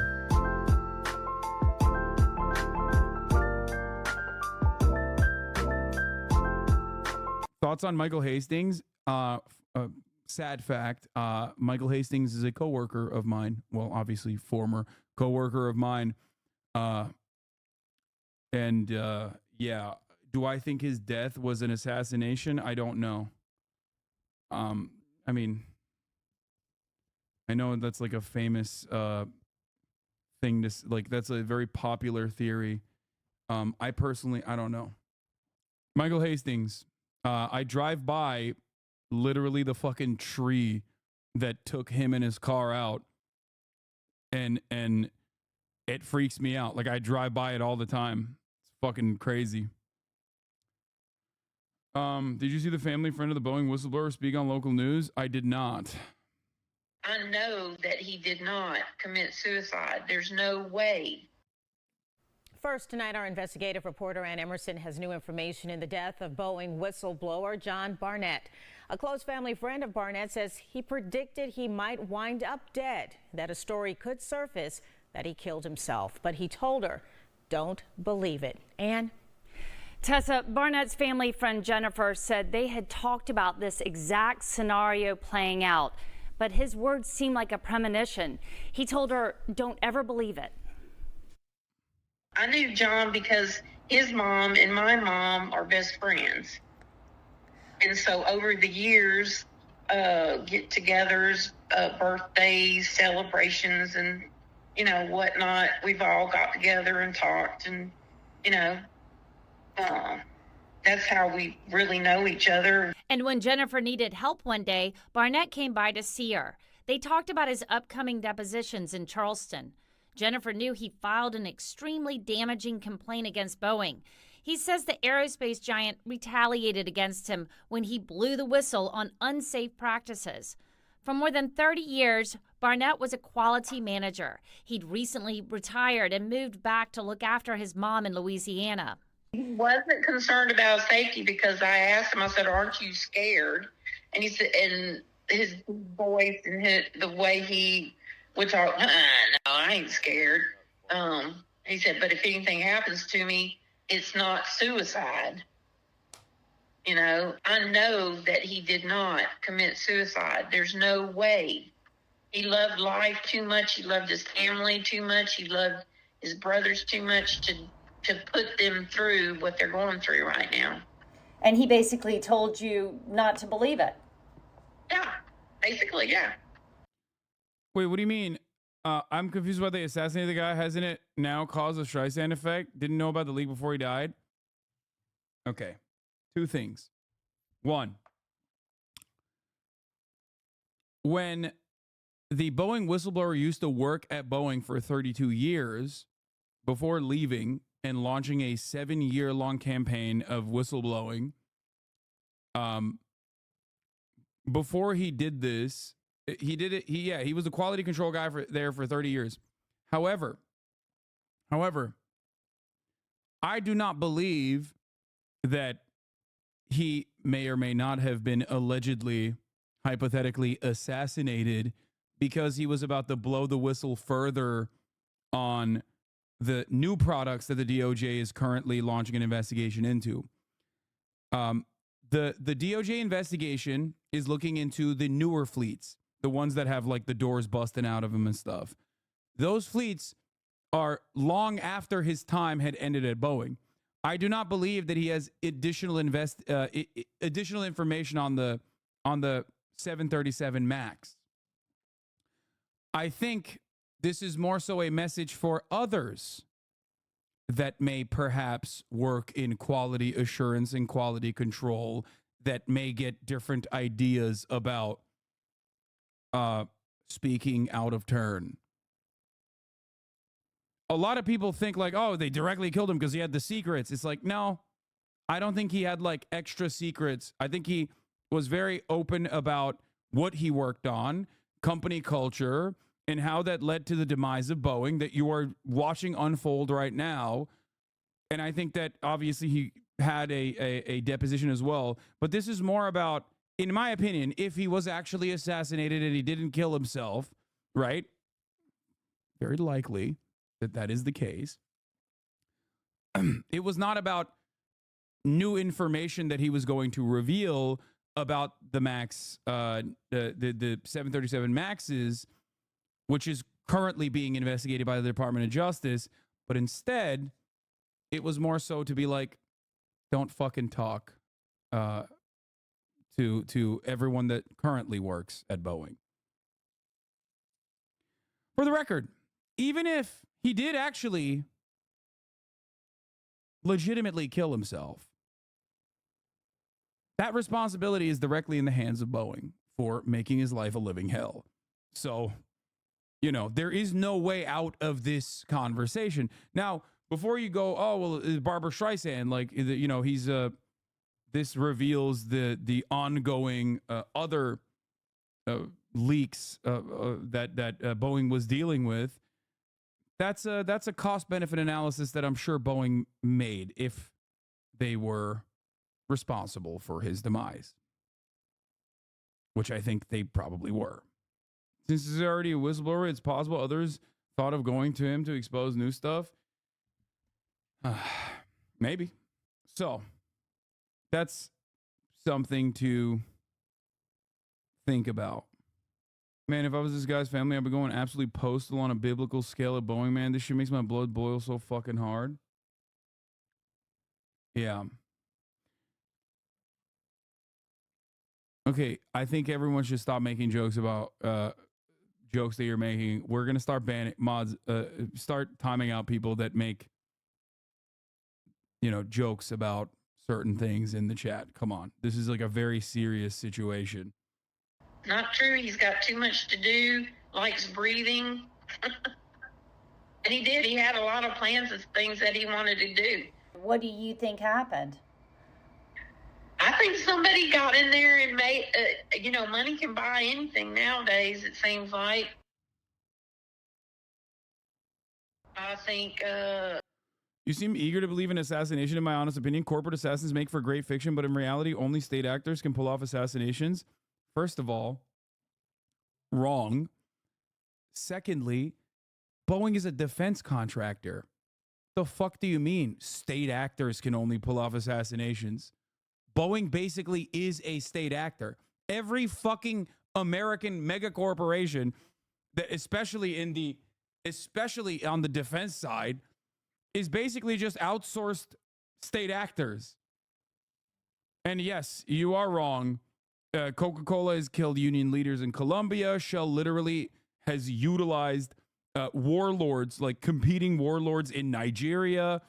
And also, there is a long history of Yeah, United Fruit Company, exactly. There's a long history. It's an American tradition at this point to utilize the arm of the state to enforce other countries through violent means into doing whatever the fuck we want them to do. Like the state in the United States of America, we are not a real state that cares about the citizens. We are like around 50 companies in one fucking trench coat. The state operates at the behest of corporations, not in the opposite direction like you see in a place like China, for example. So state actors have engaged in violent actions, specifically at the behest of American corporations. So that's pretty funny to be like, well, only state actors can kill people. Come on now. Somebody didn't like what he had to say and wanted to shut him up and didn't want it to come back on anyone, so that's why they made it look like a suicide. The last time she saw Barnett, it was at her father's funeral in late February. He was one of the pallbearers. Like, what do you guys think the invasion of Iraq was for? Like, how can you... What do you think that was about? Bro, they had literally mapped out the previously nationalized for many years Iraqi oil fields before the Operation Iraqi Democracy and Freedom, okay?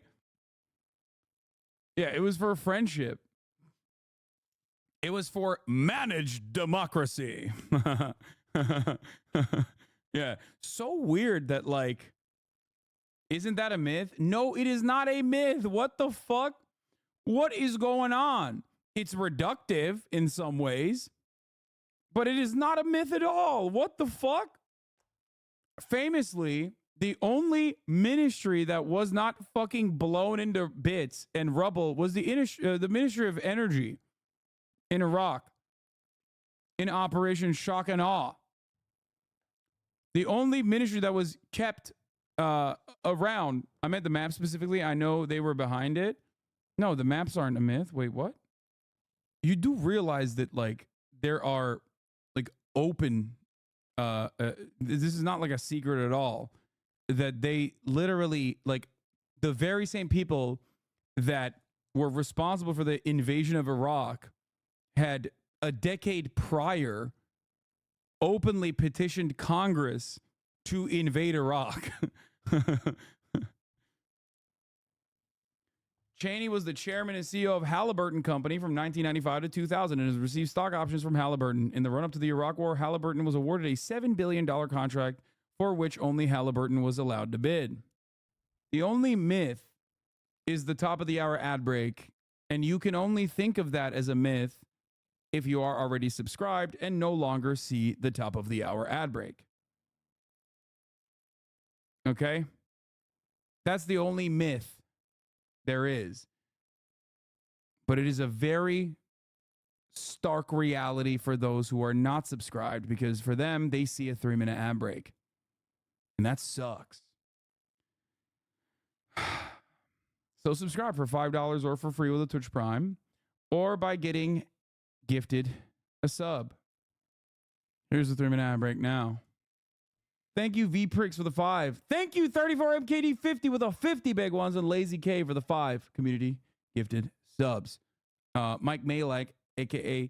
Hey Big Mike, is going to be here soon, by the way. Sometimes family and friends refer to him by his middle name, Mitch.